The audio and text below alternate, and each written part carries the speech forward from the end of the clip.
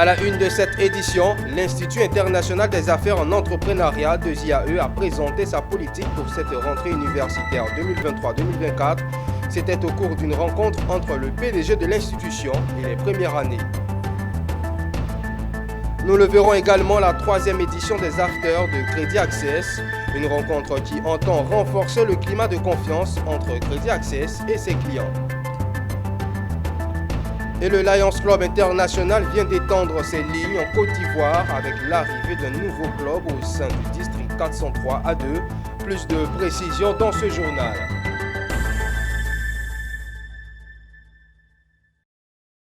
Madame, Monsieur, merci de choisir Business 24 pour vous informer. C'est l'heure du journal. Nous connaissons désormais le chef du gouvernement ivoirien. À la surprise générale, ce lundi 16 octobre, la présidence de la République de Côte d'Ivoire, à travers un communiqué, a dévoilé son nom. Il s'agit de Robert Begré-Mambé. Après son cursus au Centre des hautes études de la construction à Paris, à l'École nationale des ponts et chaussées, il rentre pour servir son pays. Nommé président de la commission électorale indépendante sous l'Ancien Régime, il devient en 2011 gouverneur du district autonome d'Abidjan. Il est nommé Premier ministre de Côte d'Ivoire et succède ainsi à Patrick Hachi. Je tiens tout d'abord à rendre gloire au Seigneur, le miséricordieux, créateur des choses visibles et invisibles, qui a permis que le chef de l'État m'accorde sa confiance pour la tâche immense au poste de Premier ministre. Je voudrais rendre grâce au Seigneur de ce que cela a été possible et remercier du plus profond du cœur le président de la République pour la confiance qu'il m'accorde en me nommant à ce poste très important. En ce jour particulier, je me rappelle avec beaucoup d'émotion tous les sacrifices consentis par mes géniteurs et je demande au Seigneur de leur accorder la paix là où ils se trouvent, auprès de lui. Je pense particulièrement à mon épouse Mat Mambé qui m'a précédé auprès du Seigneur et je demande au Seigneur de bénir son âme et de lui accorder la félicité éternelle. Je rends hommage à tous mes prédécesseurs à ce poste qui ont tracé le chemin. Et vous savez que le président lui-même a été le premier ministre dans ce pays à un moment de braise. Et vous avez vu le travail immense et remarquable qu'il a pu accomplir auprès du président Houphouët-Boigny pour donner à la Côte d'Ivoire d'être un pays solide. Je voudrais demander au Seigneur 5 choses. La première chose que je demande à Dieu, c'est de m'accorder la foi d'Abraham. La deuxième chose, le courage et la proximité de David avec tout ce qui est divin. La troisième chose, c'est la sagesse et l'intelligence de Salomon. La quatrième chose, c'est l'humilité, la pugnacité et la rigueur de Joseph auprès de Pharaon.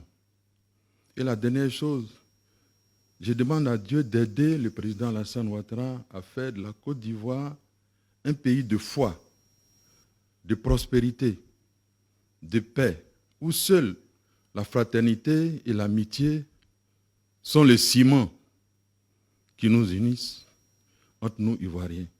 Je vous remercie. L'Institut international des affaires en entrepreneuriat de IAE a présenté sa politique pour cette rentrée universitaire 2023-2024. C'était lors d'une rencontre par visioconférence entre le président directeur général de l'institution et les premières années. Une conférence qui a fait office de rentrée solennelle de cet établissement d'enseignement supérieur. On en sait davantage avec Walter Kofi. Ils étaient plus de 300 étudiants et personnels enseignants du groupe école des IAE à avoir pris part à une conférence d'initiation aux pratiques et à la psychologie de l'établissement. Issus de différentes filières, ces étudiants de la première année étaient devant leurs écrans depuis le site de DESIAE Yamoussoukro Abidjan et Azaguié, où ils ont été entretenus par l'équipe dirigeante de l'institution. Une visioconférence principalement animée par Koua Séraphin, PDG du groupe École des IAE, qui depuis Istanbul a entretenu ses nouveaux apprenants. Il les a félicités pour le choix de DESIAE avant de partager la vision de l'établissement. Il y a la pratique, qu'est-ce qui nous différencie des autres écoles? Il y a la spécificité de DESIAE, la formation en ligne, le fait que nous avons notre ancrage au Canada, donc le système nord-américain. Il y a aussi la pratique, il y a les supports pédagogiques, il y a les visites d'entreprise, il y a des séminaires de spécialité. Donc tous ces éléments-là concourent à une formation de bonne qualité. L'autre point marquant de ces échanges a été l'aspect digital que l'établissement place au cœur de sa stratégie. Une bibliothèque virtuelle est désormais à la disposition des étudiants, leur permettant de bénéficier d'un espace numérique personnalisé. Oui, aujourd'hui, vous comprenez que nous avons 5 sites et nos étudiants sont sur ces 5 sites dans différentes filières. Si nous n'avons pas cet outil, vous comprenez que l'enseignant va partir de la Palmeraie, il va partir à Yopougon, il va partir à Yamoussoukro, il va partir à Zaguié, tout ça c'est des coûts et c'est du temps qu'il perd en ce moment. Aujourd'hui, là où il se trouve, il parle à 1000 étudiants à la fois et en un temps, en 2 heures, en 4 heures, ils ont le message. Donc je pense que c'est vraiment bénéfique pour nous. Cela est très important pour nous parce que les bibliothèques virtuelles, on peut être assis à la maison et puis suivre les cours, et avoir accès à certains documents et puis pouvoir faire des recherches plus rapidement. Premièrement, j'ai opté la DESIAE pour l'entrepreneuriat. Ils sont beaucoup basés sur l'entrepreneuriat. Et j'ai choisi DESIAE parce que ici, dans cette école, c'est une école de qualité, une école qui forme des leaders, une école qui forme des étudiants à être demain des directeurs d'entreprise, des chefs d'entreprise. Et à DESIAE, c'est vraiment intéressant, les enseignements sont de qualité. Il faut dire qu'en Côte d'Ivoire, la rentrée universitaire 2023-2024 a été fixée au 2 octobre. Cette initiative du groupe École DESIAE avait aussi pour raison d'interpeller les étudiants qui traînent encore le pas à se rendre au cours. Des chariots à batterie au lithium en lieu et place de ceux à gaz ou au diesel, véritable nid de gaz à effet de serre. C'est la trouvaille de l'entreprise ITN pour augmenter la productivité et réduire les risques de carbone dans le secteur de la manutention. Les solutions au lithium pour révolutionner le secteur industriel, le sujet a fait l'objet d'une rencontre dénommée Manut Days. Entendez, journée de la manutention. Issa Badini nous fait le point. L'objectif de cette rencontre, c'était donner l'information. Parce que dans nos prospections, on s'est rendu compte que beaucoup de clients n'avaient pas connaissance de ce que pouvait leur apporter cette solution-là. Et donc, ils font des choix, comme j'ai dit, soit par suivisme, soit avec ce qu'ils ont. Mais il faut qu'ils sachent qu'il y a une alternative qui est crédible. C'est une soirée d'exposition de nos solutions en matière de gestion intralogistique, a dit en substance le directeur général d'ITN, cette entreprise fondée il y a 5 ans qui a décidé qu'il était temps de sortir des bois. Et parmi les solutions à l'affiche de ce Manut Day à la ITN, les engins au lithium, une solution économique et environnementale qui mérite d'être su selon Philippe Assoua. Les batteries au lithium sont sans entretien. On les charge en 3 heures de temps maximum.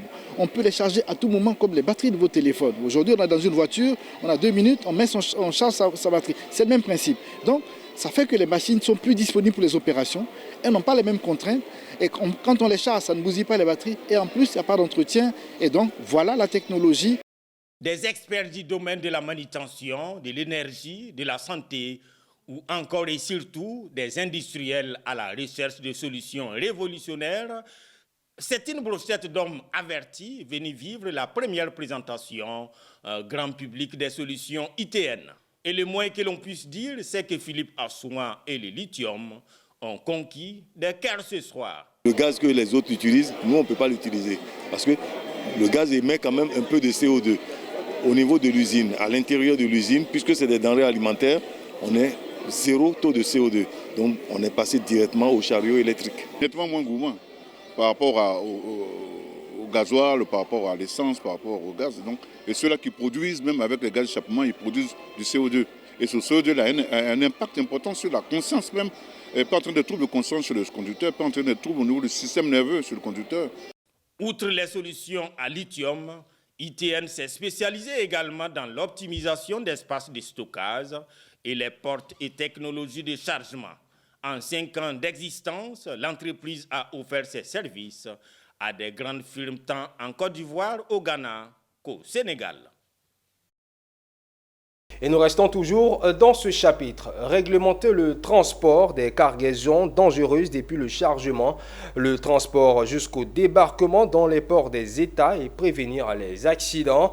C'est tout le sens de l'atelier de sensibilisation à l'application du Code maritime international des marchandises dangereuses, Code IMDG, et le Code maritime international des cargaisons solides en vrac.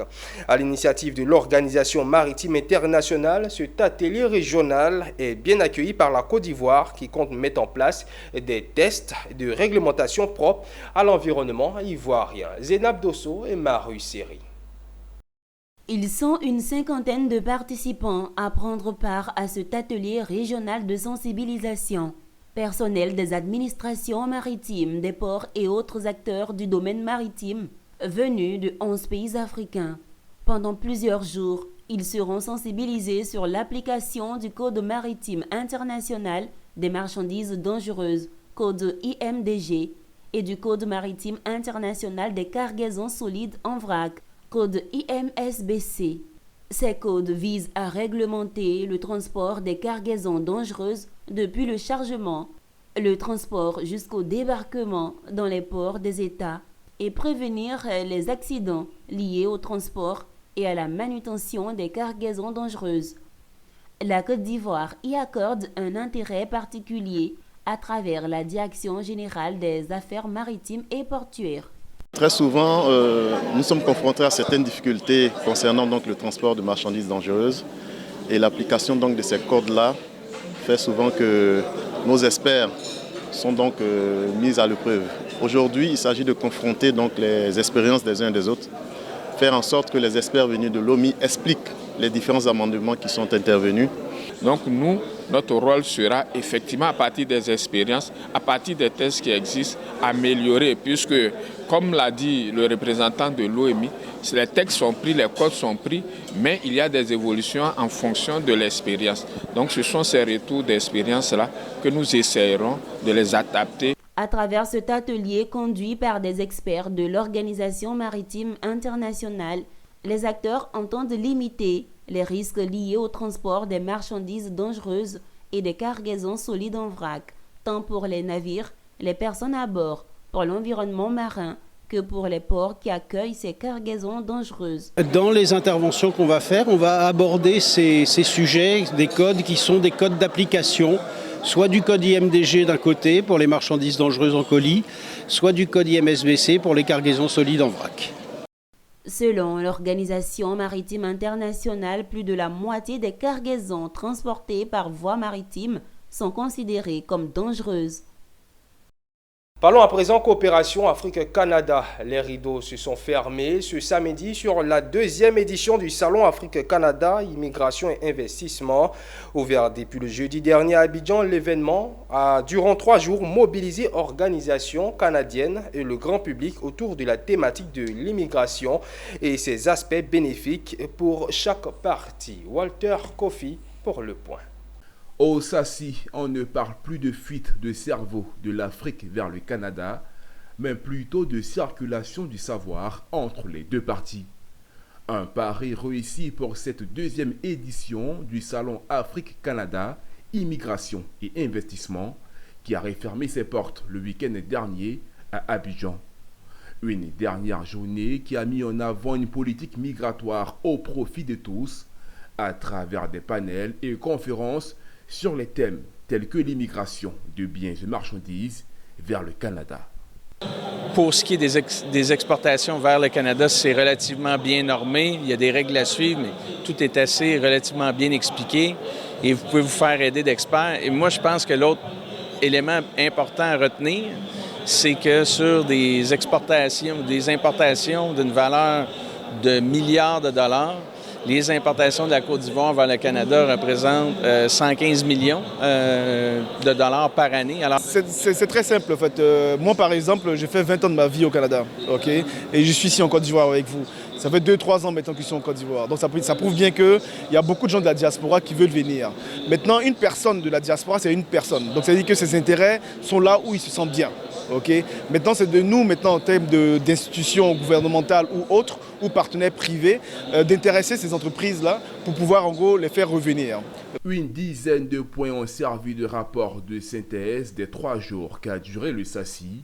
Dressant un bilan satisfaisant, le promoteur du salon s'est félicité pour le renforcement du pont économique entre opérateurs ivoiriens et canadiens à travers plusieurs actions dont la consolidation de la Chambre de commerce du Canada en Côte d'Ivoire. Une ouverture que le Canada est en train d'avoir sur l'Afrique, sur la Côte d'Ivoire comme premier pays d'accueil, n'est-ce pas, de cette présidence-là. Et on a aussi eu, n'est-ce pas, des responsables importants de la province d'Ontario, du ministère qui était aussi présent, et la Fédération des communautés acadiennes. Donc pour nous, c'est déjà de par quelque chose qui a commencé par des bénévoles, des Ivoiriens, des Africains partis d'ici, eux-mêmes en tant qu'immigrants, qui sont partis, qui ont réussi leur vie, qui reviennent. Rappelons que le SACI s'appuie sur 3 volets, dont l'immigration, l'investissement et la diaspora. Il a pour objectif de promouvoir l'investissement de communautés d'affaires entre l'Afrique et le Canada. Le Lions Club International vient d'étendre ses lignes en Côte d'Ivoire avec l'arrivée d'un nouveau club au sein du district 403A2, son nom Abidjan Akoben. Présidente de ce nouveau club, Mariam Dao Gabala a reçu ce samedi la charte de l'organisation et les attributs dus à sa fonction, symbolisant ainsi son acceptation au sein de la grande famille du Lions Club International. C'était au cours d'un dîner gala dit de remise de charte présidé par le gouverneur du district 403A2, le commentaire de Konina Nourgo. Ils ont fait le choix de servir la communauté au sein du Lions Club International. Ces hommes et femmes constituent désormais le Lions Club Abidjan Akoben qui vient de voir le jour au sein du district 403A2. Né en août dernier, c'est ce samedi 14 octobre 2023 que ce nouveau club a été reconnu par l'organisation à travers un dîner gala de remise de charte. En présence des hauts dignitaires du Lions Club International et du ministre de la Femme, la toute première présidente du club, Mariam Dao Gabala, a reçu des mains du gouverneur du district 403A2 la charte de l'organisation, la cloche et le maillet, caractérisant ainsi la reconnaissance officielle du Lions Club Abidjan Akoben. C'est notre PR, Linda Kaboré, qui a eu cette idée de nous fédérer autour de cette envie de servir en fait la communauté. Alors c'est un club qui est assez particulier parce que ce sont des femmes accomplies. C'est un homme, d'accord, qui pour certaines ont des fondations privées, mais qui ont envie de servir ensemble. Et c'est pour ça notre devise, c'est Akoben. Akoben qui est un symbole adingra, qui représente le corps, qui sonne l'appel. Mais pour nous, ce n'est pas l'appel à la guerre, mais c'est l'appel à servir la communauté de notre mieux. Devant ces invités de marque, la nouvelle présidente et les nouveaux membres ont pris l'engagement de servir les communautés vulnérables. Impatients de servir, les membres du Lions Club Abidjan Akoben avaient déjà rénové le centre d'oncologie du CHU de Trècheville. Ce dîner gala permettra également de collecter des fonds pour la lutte contre le cancer infantile. Et ce n'est que le début, selon la nouvelle présidente. Comme premier chantier, ça a été de soutenir la réhabilitation du centre d'oncologie du CHU de Trècheville. Et ensuite d'attaquer maintenant les centres qui seront à l'intérieur du pays, et notamment en essayant de mettre en place des maisons d'accueil des familles. Je serai à côté d'elle quand elles auront besoin de moi, à tout moment, en tout lieu et en tout instant. Parce que c'est elles qui aident la Côte d'Ivoire à avancer. La naissance de ce nouveau club Abidjan-Akoben est le fruit de la politique du gouverneur du district 403 A2. Une extension qui va se poursuivre selon Daniel Sampa. Tous ces clubs viennent renforcer l'effectif des Lions pour pouvoir servir les communautés défavorisées. Le nouveau club Abidjan-Akoben fait désormais partie des 70 Lions Clubs en Côte d'Ivoire.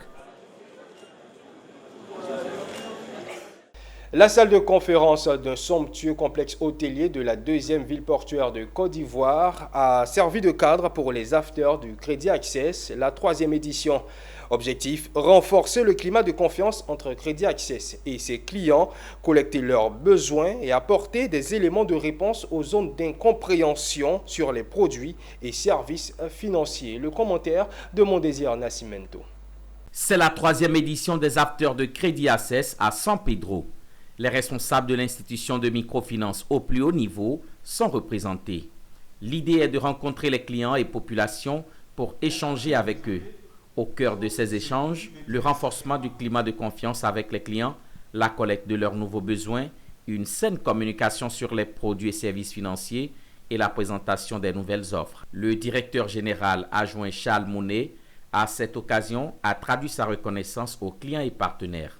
Alors, cette rencontre s'inscrit dans la droite ligne de la stratégie de Crédit Access qui est d'être à l'écoute de sa clientèle. C'est important pour une entreprise telle que Crédit Access de pouvoir écouter les problématiques de ses clients, de pouvoir échanger avec eux et de pouvoir aussi leur présenter les solutions technologiques, les solutions innovantes que Crédit Access leur propose dans le but de faciliter leurs activités et de permettre le développement également de ces activités. 4 présentations ont été faites. Il s'agit des offres aux PME, aux coopératives et planteurs, notamment le CSP, le Soutra et le Soutra Business. Avec toutes les infos que j'ai pu avoir des dirigeants de Access et les questions qui ont été posées, qui m'ont ouvert l'esprit, je ne peux pas rassurer. Les informations que j'ai reçues vont me permettre de booster encore mes affaires. Il faut dire que je suis vraiment satisfaite. Je me suis rendu compte que Crédit Access est à l'écoute de ses clients. Et là, c'est quelque chose que je ne savais pas. Mais aujourd'hui, je sais que quand on a une préoccupation, on peut déjà la porter.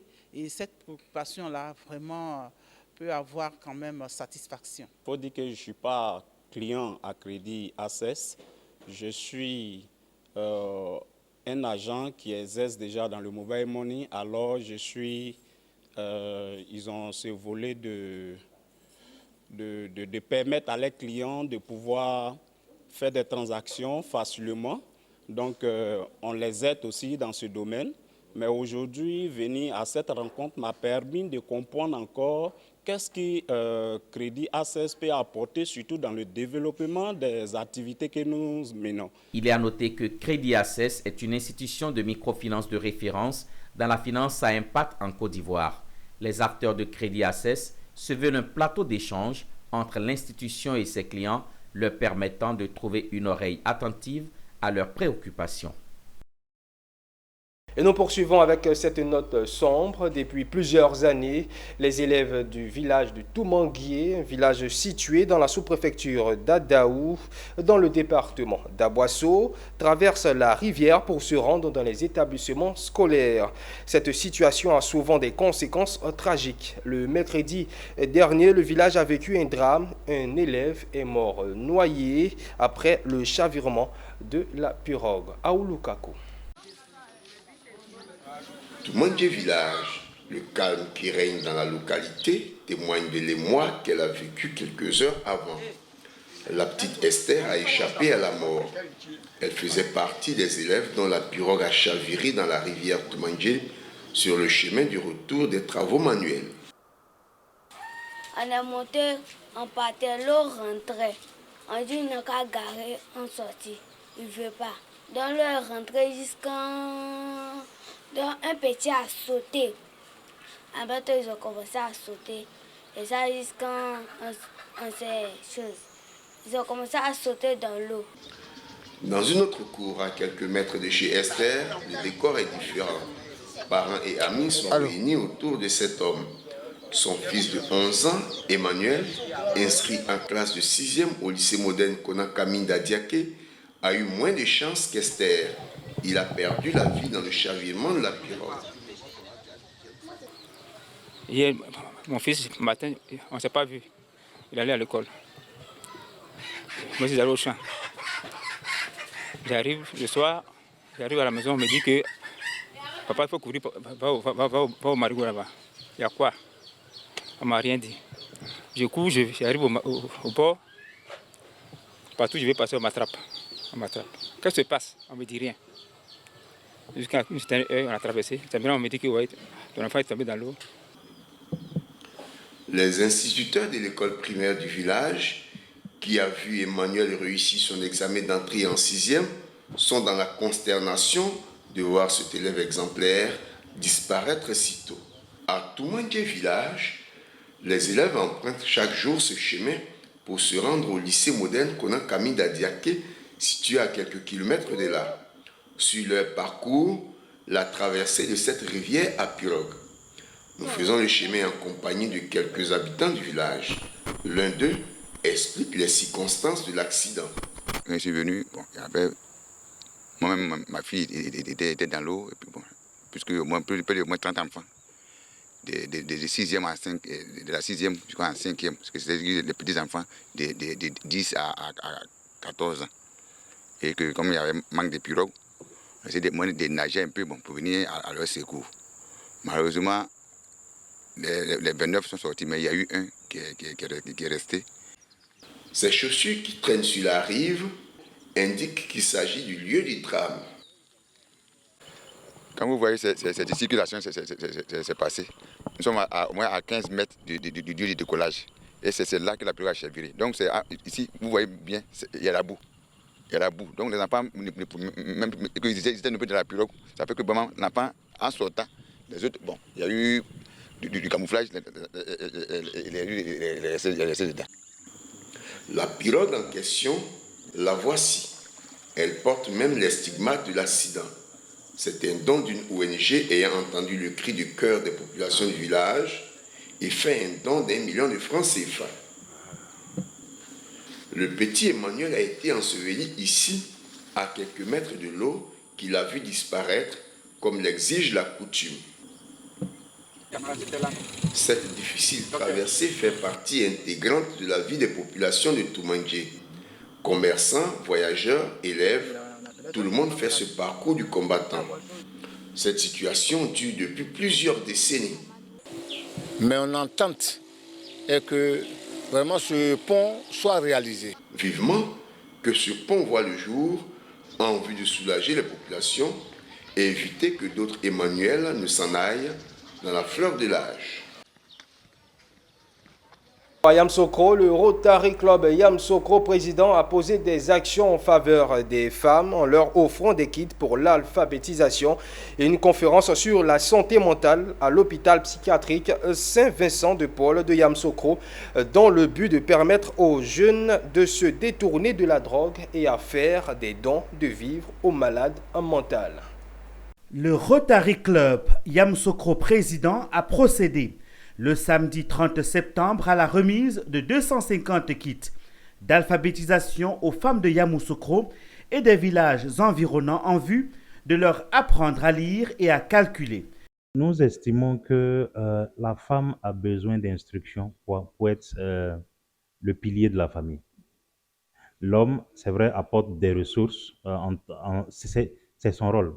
Mais la femme soutient la famille, c'est elle qui contribue à l'éducation à la fois des enfants, mais aussi à une mise en branle de tout ce qui est ressources à la maison.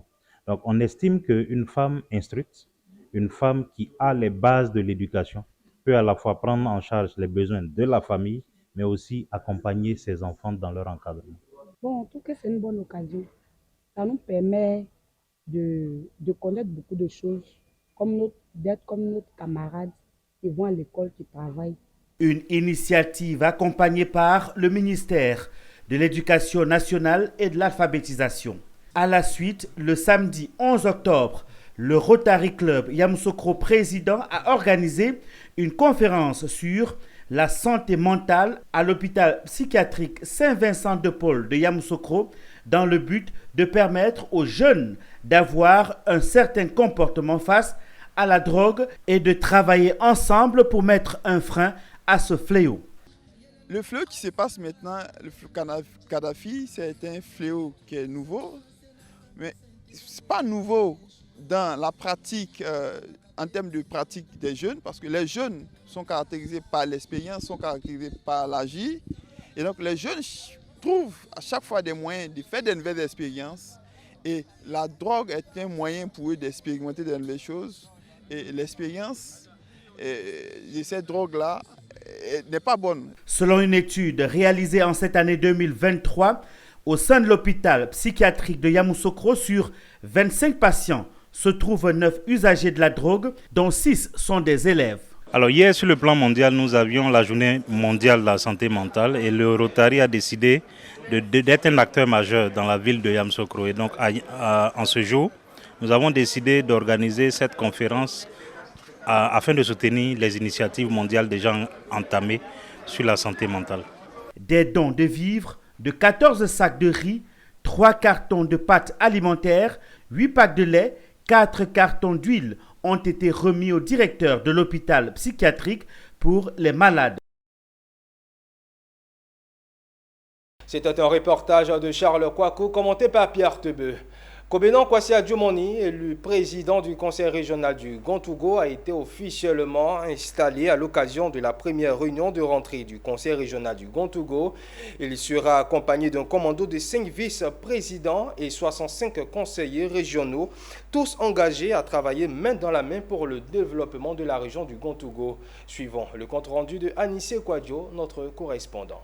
Le ministre d'État Kobenan Kwasi Adjoumani reçoit son écharpe et les attributs liés à sa fonction de nouveau président élu du conseil régional du Gontougo. Il est installé dans son fauteuil de commandement par les autorités, en l'occurrence monsieur le préfet de région, devant un parterre d'autorités composé entre autres des dignitaires traditionnelles du corps préfectoral, des élus et des cadres de la région du Gontougo. J'ai tenu compte de toutes les obédiences politiques. Nous sommes une équipe consensuelle.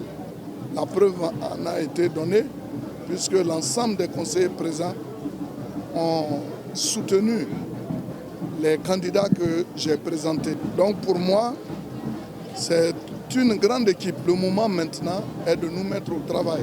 Occasion saisie par le préfet des régions d'inviter l'ensemble des cadres à s'unir pour ensemble construire le développement de la région du Gontougo. J'appelle donc du haut de cette tribune tous les fils et toutes les filles du Gontougo au rassemblement et à conjuguer à l'unisson l'hymne du développement. Le ministre d'État Kobenan Kwasi Adjoumani sera accompagné par 5 vice-présidents, dont le premier est Kosunu Kwasi Ignace. Et tu auras à ses côtés Abangetia, qui devient la toute première femme de l'histoire à être nommée vice-présidente au sein de cet instrument de développement régional. Vous avez vu dans le conseil, il y a vraiment d'énormes compétences féminines, mais aujourd'hui, c'est moi qui ai été choisie et je dédie donc cette nomination à toutes les femmes et je leur demande de s'unir autour du ministre d'État Kobenan Kwasi Adjoumani pour faire mieux, pour lui faire comprendre que nous l'avons mérité. Les jeunes, les femmes et les populations dans leur ensemble ont manifesté leur soutien indéfectible à la nouvelle équipe du conseil régional du Gontougo dans l'atteinte de ses objectifs pour le bonheur de tous. Notons que c'est un commando de 65 conseillers régionaux qui travailleront autour du ministre d'État Kobenan Kwasi Adjoumani afin de contribuer au rayonnement et au développement de la région du Gontougo afin que les bénéfices réjaillissent sur la population pour leur épanouissement total. Placé sous le thème « Fixation du prix du café et du cacao » au titre de la campagne 2023 et si l'enjeu était ailleurs, le président de la Ligue ivoirienne des organisations professionnelles agricoles a organisé le week-end dernier à Diokwe une conférence de presse sur le nouveau prix du café et du cacao. Aussi a-t-il parlé de la maladie Solenschut qui détruit les plantations de cacao et de la relance caféière. Le compte-rendu de Théodore Kanga. Jean-Michael Armand Kwasi, président de la Ligue ivoirienne des organisations professionnelles agricoles étaient en tournée dans l'Ouest, nouvelle boucle du cacao, pour échanger avec les producteurs de café cacao après la fixation du prix bord champ par le gouvernement ivoirien. Selon le président de cette organisation, en dépit de la satisfaction du ministre d'État qui a suscité diverses réactions au sein de la grande famille des agriculteurs, la Ligue ivoirienne des organisations professionnelles agricoles opte au contraire pour une amélioration durable des conditions de vie et du cadre de travail des producteurs. Aujourd'hui, nous sommes sans ignorer que toutes nos plantations de café cacao, ces plantations sont détruites par la maladie du Chollen Shoot. Alors à ce niveau-là, nous avons estimé qu'il faut que nos plantations soient en bonne santé pour parler de prix. Et pour nous, le préalable était de se pencher sur cette question, cette problématique-là. Pour le président de la LIDOPA, malgré la politique de la relance caféière initiée par le Conseil du café cacao, le café est en train de disparaître. C'est pourquoi il interpelle le gouvernement. Mais depuis plus d'une décennie, le café ne suscite pas un enjeu certain. Le gouvernement ivoirien, dans sa tentative de rechercher des solutions à cette régression, a initié un programme dénommé la relance caféière. Mais à l'analyse, les résultats sont maigres. À en croire le président de la Ligue ivoirienne des organisations professionnelles agricoles, le respect de ces prix bord champ fixés par le Conseil du café cacao restera également un défi majeur à relever pour la structure de régulation quand on sait que les pays limitrophes pratiquent un prix bord champ nettement élevé par rapport à celui proposé par l'État ivoirien. En image à présent en Ouganda, dans le cadre du projet de financement des engrais pour la gestion durable de l'agriculture, le mécanisme africain de financement de développement des engrais fournira 2 millions de dollars en garantie partielle de crédit commercial et un don de 877 842 dollars au partenariat africain pour les engrais et l'agro-industrie. Le projet fera progresser la stratégie Nourrir l'Afrique de la banque en augmentant la productivité et la sécurité alimentaire dans le pays. En Namibie, le commissaire au pétrole au ministère namibien des Mines et de l'Énergie s'est exprimé récemment au sujet des découvertes pétrolières Osphore réalisées dans le pays et du plan envisagé pour l'extraction de ces ressources. L'exploitation de ces gisements est désormais attendue pour 2030. D'après le commissaire au pétrole, celle-ci envisage l'utilisation d'une unité flottante de production, de stockage et de déchargement pour faciliter l'extraction du brut. Les travaux d'évaluation des gisements sont en cours d'exécution depuis plusieurs mois et sont estimés d'environ 7 milliards de barriques. Et voilà qui marque la fin de cette édition. Merci de nous avoir suivis. Restons en notre compagnie. Le programme se poursuit sur Business 24 Africa.